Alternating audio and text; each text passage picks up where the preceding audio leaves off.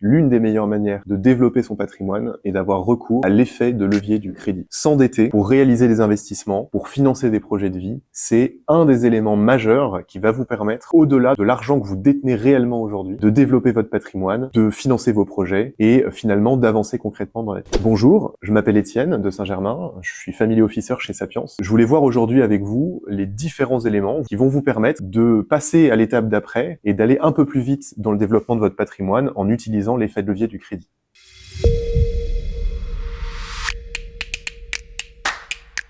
Alors, avant toute chose, je voulais reprendre l'image que j'aime bien du levier du crédit. On entend souvent le terme, mais c'est intéressant de pouvoir l'expliquer. Le principe, c'est qu'on va utiliser un effort relativement faible grâce à un outil qui est un levier pour soulever un poids très lourd. Et en fait, la métaphore, elle s'applique totalement à ce qu'on va chercher à développer avec l'endettement. L'endettement, c'est un effort mensuel en général, en tout cas régulier, qui est peu coûteux pour vous. On va pas vous demander de dépenser immédiatement un montant astronomique. Et sur le long terme, ce petit effort régulier va vous permettre de vous constituer un patrimoine très important.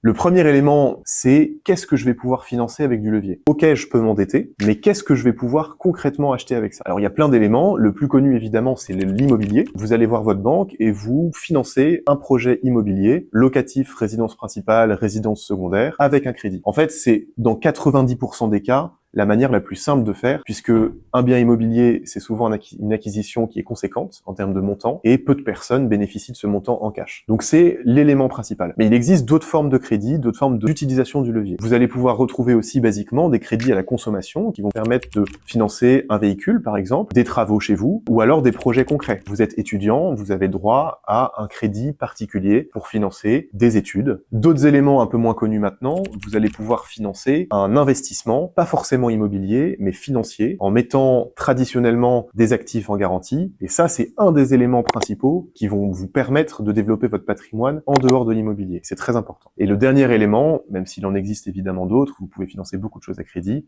mais ce qu'on retrouve régulièrement, c'est de financer un projet professionnel. Vous lancez une nouvelle activité, vous voulez vous associer dans une société, vous rejoignez une aventure en cours, c'est souvent des investissements qui sont conséquents, et évidemment, vous allez pouvoir bénéficier d'un levier pour pouvoir y accéder.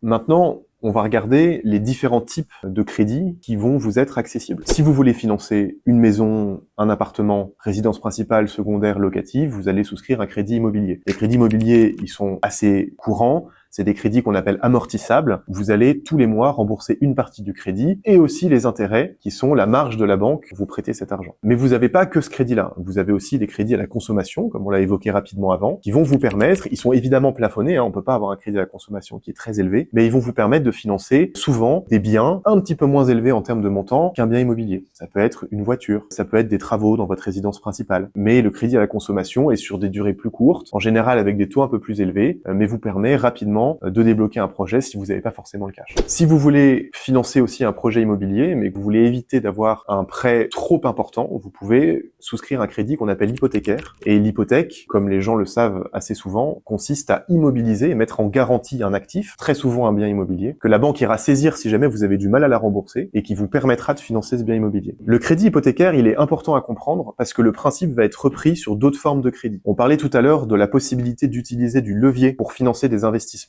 autres que de l'immobilier, du financier par exemple. Ces crédits-là, on va les retrouver sous deux formes. On va avoir le crédit lombard et l'avance en assurance vie. Et dans les deux cas, on va mettre en garantie un actif financier qui peut être un plan d'épargne en action, un contrat d'assurance vie, un compte titre. On va immobiliser cet actif-là pour lever de la dette. L'avantage, il est assez important, on le détaillera un petit peu plus tard. Enfin, pour certaines entreprises qui ont des besoins de trésorerie à court terme, vous avez la possibilité de souscrire à ce qu'on appelle des avances en compte courant ou des découverts autorisés par la banque. C'est assez courant dans le cadre des activités opérationnelles d'une société et ça vous permet d'éviter d'avoir un emprunt trop important avec des taux d'intérêt trop élevés. Bon, vous l'aurez compris, la liste que je viens d'évoquer n'est absolument pas exhaustive. Il existe quasiment autant de crédits qu'il y a de possibilités de financer quelque chose. Ce qu'il faut retenir, c'est que, en fait, si vous êtes malin et que vous avez une bonne relation avec votre banquier, vous allez pouvoir financer beaucoup de choses et à chaque fois il y aura un type de crédit qui sera adapté à votre projet. Et si vous souhaitez en savoir plus et aller plus loin concrètement pour être accompagné dans ce projet-là, eh bien n'hésitez pas à aller sur le site de Sapiens ou à nous contacter directement, on sera évidemment ravis de pouvoir vous aider.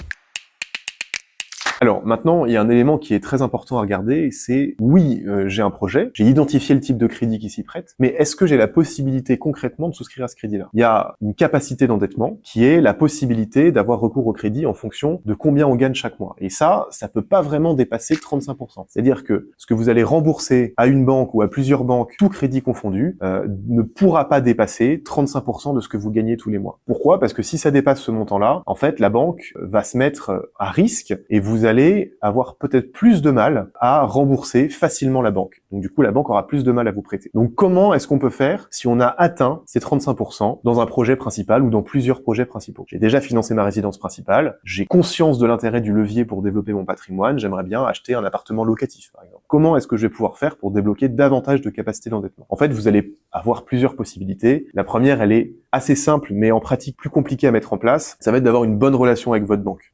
C'est souvent en fait un élément principal que nous on voit chez Sapiens. On a l'habitude d'utiliser et de gérer une grande partie des investissements de nos clients, mais certains d'entre eux préfèrent conserver des investissements avec leur banque, puisqu'une bonne relation avec leur banquier leur permettra peut-être de souscrire à des crédits au-delà de leur capacité d'emprunt. La deuxième possibilité, ça va être de faire ce qu'on a évoqué dans la partie d'avant, c'est-à-dire de mettre en garantie un actif qu'on a déjà pour lever de la dette en plus. Comme ça, la banque, elle va pas se baser uniquement sur les revenus qu'on a tous les mois pour se rembourser, et elle va dire, si jamais il a du mal à rembourser tous les mois ce qu'il me doit, eh bien j'irai me servir dans ce qu'il a mis en garantie. Ça peut être un crédit hypothécaire, un crédit lombard ou une avance en assurance vie. Une autre possibilité d'optimiser votre capacité d'endettement va être de ne pas emprunter à titre personnel, mais d'emprunter dans une société dans laquelle vous êtes associé. C'est un montage qu'on voit assez souvent, notamment au travers des sociétés civiles immobilières, pour acheter un bien immobilier. C'est pas vous qui allez emprunter, c'est la société civile. Donc c'est une nouvelle personne, donc qui a une capacité d'endettement vierge, si elle n'a pas encore lancé le projet immobilier, locatif ou autre à crédit. Alors attention, c'est pas non plus une martingale. Une société civile immobilière, la banque, quand elle va décider ou non de lui prêter de l'argent, elle va regarder les associés qui sont au-dessus. Et si tous les associés ont des endettements extrêmement importants, la banque aura du mal à financer la société. Néanmoins, ça peut être tout de même un levier supplémentaire à voir au cas par cas. Maintenant, j'aimerais détailler avec vous un des crédits qu'on a l'habitude d'utiliser chez Sapiens et que nos clients patrimoniaux utilisent beaucoup, qui s'appelle le crédit lombard et qui consiste à immobiliser, à mettre en garantie une partie d'un contrat d'assurance vie ou d'un actif financier plus large comme un PEA ou un compte titre pour financer autre chose et lever une ligne de crédit. Ce crédit lombard, il est très puissant puisque l'actif qu'on a immobilisé, prenons un contrat d'assurance vie par exemple, est investi dans des actifs qui rapportent. Et si ces actifs rapportent un taux d'intérêt supérieur au coût du crédit, eh bien finalement, la dette qu'on aura levée va nous permettre de financer peu importe ce qu'on veut, on est beaucoup moins contraint dans ce cadre de crédit, avec un coût du crédit qui est amorti. Et c'est ça l'intérêt du levier en fait, c'est de réussir avec un effort faible à se constituer un patrimoine important, et si on arrive à couvrir le coût de notre crédit, donc les intérêts en fait qu'on doit à la banque, avec la rentabilité de notre placement, on va doper le rendement global de l'opération. Et le crédit lombard permet sur le papier d'y avoir accès. Alors attention cependant, le crédit lombard est extrêmement contraignant. Il n'est pas contraignant dans ce que vous allez pouvoir financer, ce qui en fait une de ses principales forces. On peut financer des placements financiers avec, par exemple. Mais il est contraignant dans ce qu'on va pouvoir lever comme dette en fonction de ce qu'on a mis en contrepartie. Si le contrat d'assurance vie que vous allez immobiliser est investi dans des actifs risqués ou peu liquides, la banque va avoir tendance à vous prêter très peu en contrepartie. Puisque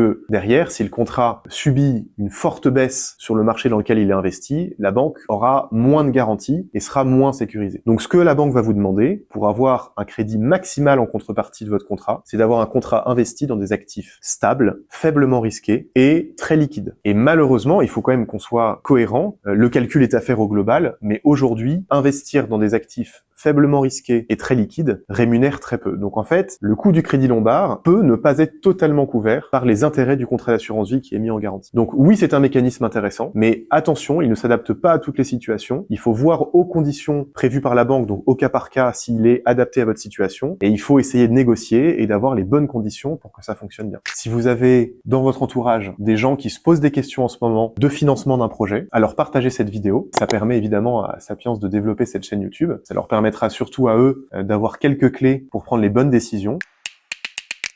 Comme vous l'aurez compris, l'intérêt du levier du crédit va être dépendant de l'opération concrète que vous allez financer. Et c'est comme ça qu'on doit l'envisager. Oui, l'intérêt du levier du crédit, il est avéré, mais je veux être certain de la rentabilité que je vais avoir avec ces opérations. On a concrètement expérimenté chez Sapiens des cas de figure où des clients, étant convaincus par l'effet de levier, se sont engagés dans des crédits qui, en pratique, n'étaient pas du tout intéressants pour le développement de leur patrimoine. Pourquoi? Parce qu'ils n'ont pas regardé l'image dans son sens large. Ils n'ont pas détaillé le coût coût du crédit, ils n'ont pas été vigilants aux garanties qu'ils ont dû mettre en contrepartie, ça a pu les mettre en difficulté aussi pour rembourser tous les mois, et finalement, ce qu'ils ont aussi peut-être financé n'était pas suffisamment rentable, et donc finalement, le levier, c'est quand même un risque supplémentaire qu'ils ont pris et qui a été mal rémunéré. Ce qu'on veut vous faire comprendre, c'est que quand vous avez un projet d'endettement, qu'il soit très simple, comme un appartement locatif avec un prêt immobilier classique, ou plus complexe, avec un financement dans une société, d'un projet financier par exemple, eh bien il faut analyser tous les éléments qui vont composer le crédit. Combien ça va vous coûter? Qu'est-ce que vous mettez en garantie? Combien le projet peut vous rapporter? Quels sont les risques que le projet finalement fonctionne ou ne fonctionne pas? Et c'est tout ça bien enclavé, bien compris ensemble qui va faire que votre crédit va être intéressant à souscrire ou non. Finalement, quelques petits tips pour vous permettre à vous d'investir avec un levier dans les meilleures conditions. J'allais vous dire, le premier, c'est n'hésitez pas à vous faire accompagner. Le courtage en crédit est un métier qui fonctionne bien pour cette raison-là. On confie un mandat à un courtier qui va lui-même, avec son carnet d'adresses, interroger différentes banques pour avoir les meilleures conditions pour votre projet. Chez Sapiens, on a la possibilité aussi, via nos contacts et via notre réseau, de vous aider concrètement si vous avez un projet à financer à crédit. Mais de manière plus générale, si vous voulez vous y prendre de manière autonome, eh bien, il y a plusieurs éléments. N'hésitez pas à comparer, n'hésitez pas à faire le tour du marché, interrogez plusieurs banques, ça va vous permettre de les mettre en concurrence les unes des autres. Le taux affiché en premier lieu peut vous paraître élevé, mais en arrivant avec une contre-proposition, c'est un poids dans la balance fort pour vous et pour vous permettre de baisser le taux. La relation que vous pouvez avoir avec votre banquier, comme on l'a évoqué aussi tout à l'heure, qui peut être améliorée par les produits que vous lui avez confiés, va jouer énormément dans la balance. Un dossier de crédit, c'est un dossier qui est défendu par votre conseiller bancaire en pratique, et plus ou moins bien fait, mais si le conseiller est à 100% pour vous, il va se battre et ça peut vous permettre de débloquer un crédit à de bonnes conditions. N'hésitez pas également à regarder les petites lignes cachées, tous les frais annexes qui vont faire que le coût total du crédit va être finalement plus important que ce qu'on pensait. C'est pas que les intérêts, ça va être tout le coût de l'assurance, le coût des frais de dossier, et tout ça c'est négociable aussi. Donc c'est des petites choses mais qui participent finalement à l'optimisation de la rémunération finale de votre opération. Vous l'aurez compris, le levier financier via l'obtention d'un crédit est une manière optimale pour augmenter, développer votre patrimoine et financer vos projets. Vous allez pouvoir, au bout d'un certain nombre d'années, concrètement, acquérir un bien avec un effort d'épargne qui a été réparti sur un nombre d'années très important et donc finalement relativement indolore pour vous. Cependant, bien qu'effectivement ce mécanisme soit sur le papier extrêmement intéressant, il faut être très vigilant aux projets que vous allez vouloir financer et aux conditions auxquelles vous allez pouvoir le faire. Et pour ça, on vous encourage vraiment à regarder tous les petits points qui vont entourer ce projet-là et à vous faire accompagner si c'est pas forcément votre domaine ou que vous avez moins de temps à y consacrer. Si vous voulez prendre rendez-vous directement avec moi et qu'on discute concrètement de votre projet d'endettement, eh bien n'hésitez pas, il y a un lien juste en dessous dans la description.